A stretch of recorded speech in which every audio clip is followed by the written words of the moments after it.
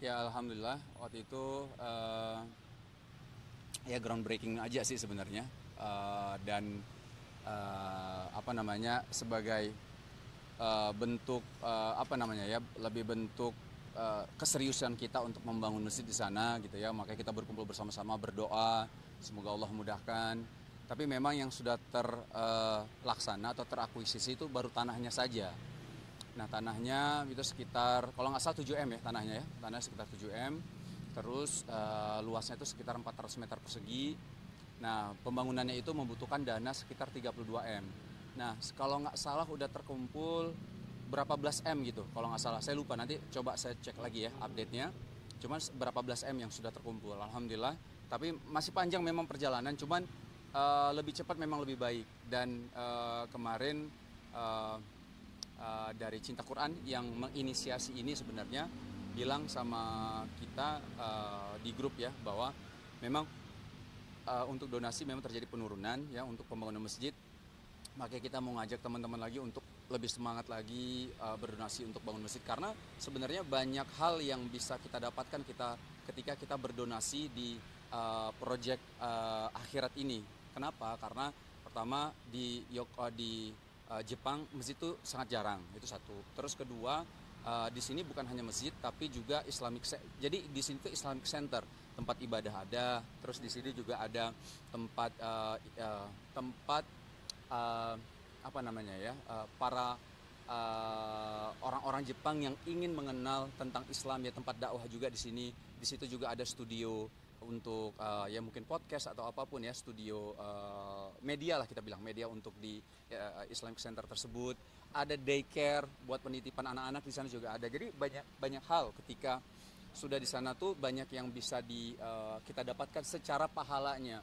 Nah Ustadz tuh berkali-kali bilang sama kami, sering ya, dan banyak ustadz sebenarnya menyampaikan bagaimana kita itu bisa di waktu yang singkat ini kita bisa beramal yang tepat gitu loh. Artinya kita nggak tahu waktu kita, umur kita di dunia ini berapa lama, tapi bagaimana kita bisa mencari amalan yang tepat untuk akhirat kita gitu. Jadi ini salah satu peluang untuk kita semua, teman-teman semua, bapak ibu semua, ada satu proyek akhirat yang dimana nanti insya Allah mudah-mudahan kita bisa kecipratan dari sini untuk mendapatkan pahala yang besar di akhirat nanti insya Allah. Mas, targetnya tadi berapa miliar?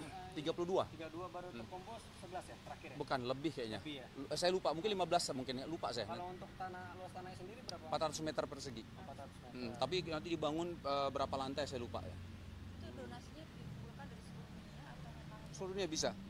Cuman kan target kalau misal kami kan dari mungkin sebagian orang-orang Jepang dan orang Indonesia. Tapi dengan kita menggunakan media sosial ya, kita berharap bukan hanya Indonesia dan Jepang saja yang mencoba untuk berdonasi. Mudah-mudahan di seluruh dunia yang bisa melihat ini ya bisa ikut andil juga untuk berdonasi insya Allah. Mas, itu ditargetin nggak sih sampai berapa lama? Ada targetnya nggak? Sebenarnya targetnya tuh mau akhir Desember ini kekumpul semua. Targetnya ya, targetnya pengennya akhir Desember kita kumpul kembali, donasi sudah terkumpul, kita ketemu di sana lagi. Itu kan bentuk apa namanya ya, keseriusan kita lah insya Allah. Temu kita sebagai tanda bahwa kita ingin bangun nih masjid gitu kan. Dan memang sangat transparan, dana terkumpul berapa segala macam gitu, itu insya Allah transparan sekali. Kalau itu ide awalnya dari siapa sih Mas? Mungkin Saya kurang tahu karena bukan saya ya, inisiasi bukan. Saya hanya mensupport saja sebenarnya. Jadi poinnya ada kita bilang pengurus pengajian di Jepang lah, di Yokohama. Habis itu ketemu sama Cinta Quran. Nah Cinta Quran Foundation ini yang menginisiasi sebenarnya kalau menurut saya. Nah akhirnya bersama-sama lah untuk bikin satu proyek untuk bangun masjid di Yokohama. Masjid Indonesia pertama. Masjid Indonesia katanya pertama. di Yokohama kan luas ya, tapi baru ada satu masjid ya di sana ya. Enggak, bukan satu masjid, ada beberapa masjid ada. Cuman kalau yang pertama tuh Masjid Indonesia. Kan kayak di Tokyo ada Masjid Indonesia yang di Tokyo, ini Masjid Indonesia yang ada di Yokohama.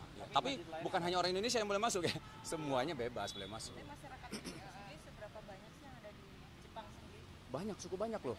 Pertama waktu itu kita ketemu, saya pernah wawancara waktu itu sensei atau guru ya, kita bilang ustadz lah ya. Sensei dari Jepang, itu ada dua, astagfirullahaladzim, saya lupa ya. Pokoknya ada 2 sensei, ada dua ustadz yang kami wawancara, interview waktu itu di podcast, dan beliau bilang bahwa pertumbuhan Muslim di Jepang itu begitu pesat gitu ya. Jadi orang Jepangnya yang bertumbuh pesat masuk Islam di sana tuh banyak sekali gitu. Nah tapi kalau misalnya dibandingin masih minoritas memang gitu. Nah kalau dibilang berapa apa tadi? Berapa banyak sih pertumbuhan? Kalau pertumbuhan besar, cukup pesat lah. Kalau dibilang pertumbuhan ya, untuk pertumbuhan ya, itu cukup pesat. Tapi kalau untuk jumlah itu memang masih minoritas lah kalau di sana. Iya. Tentang ini dong, Shiren suka bikinin cemilan nih buat Mas Wisnu. Anak-anak itu emang sudah apa namanya setiap hari atau emang ada jadwal-jadwal atau seperti apa, Pak? Ya, Shiren memang kan belajar bikin kue, masak gitu ya. Jadi hobi ini memang akhirnya pertama hobi ya memang. Terus dia akhirnya buka usaha juga waktu itu kan di Bogor kan pernah dibuka Bogoren Cake itu ya. Terus ketiga memang suka banget bikin makanan-makanan. Habis itu sharing memang di media sosial siapa yang mau bikin ala Shiren lah kayak gitu. Terus ya testernya ya kami. Suami sama anak-anak gitu kan. Tapi alhamdulillah masya Allah enak sih.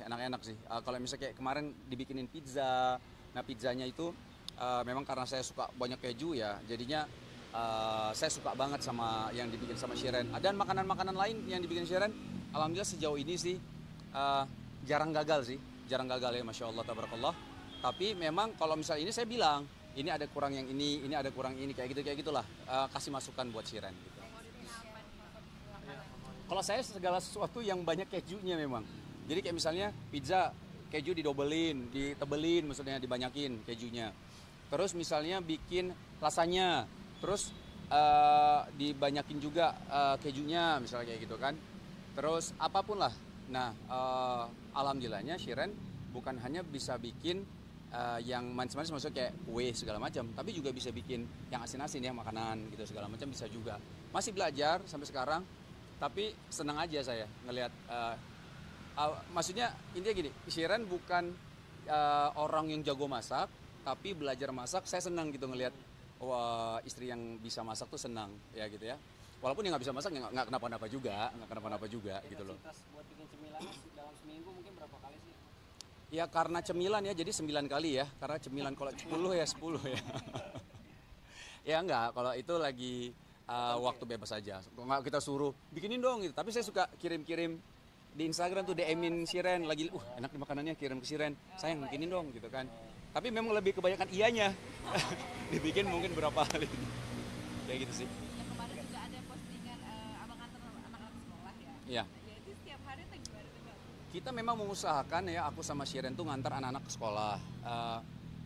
Maksudnya tapi nggak pasti kita anterin nggak gitu ya, tapi kita mengupayakan ketika memang pas saya sama Shiren, misalnya saya anterin karena Adam sama Hawa anak saya pertama sama kedua itu kan satu sekolah. Jadi kalau saya nganterin ini, biasanya Shiren anterin anak ketiga karena beda sekolahnya gitu.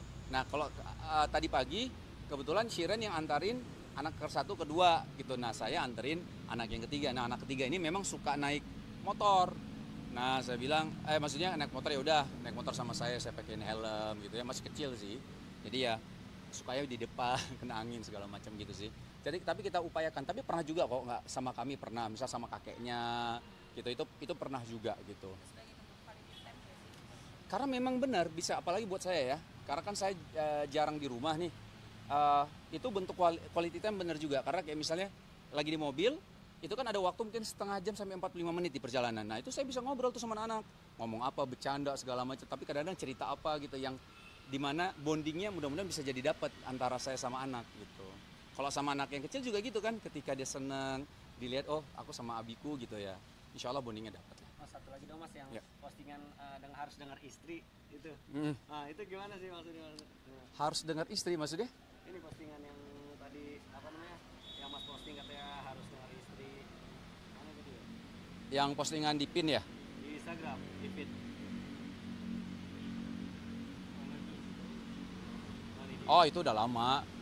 Udah lama. Enggak, itu lebih bentuk ini aja. Itu pertama gini sih, ketika posting sesuatu, iya tahu. Itu udah lama itu.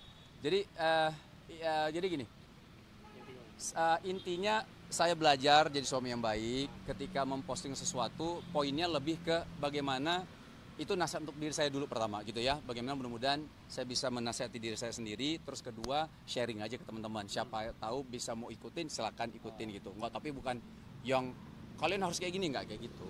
Lebih ke menasihati diri sendiri. Tapi kalau misalnya yang lain pengen ikut, sok silakan gitu. Lebih ke situ aja sih.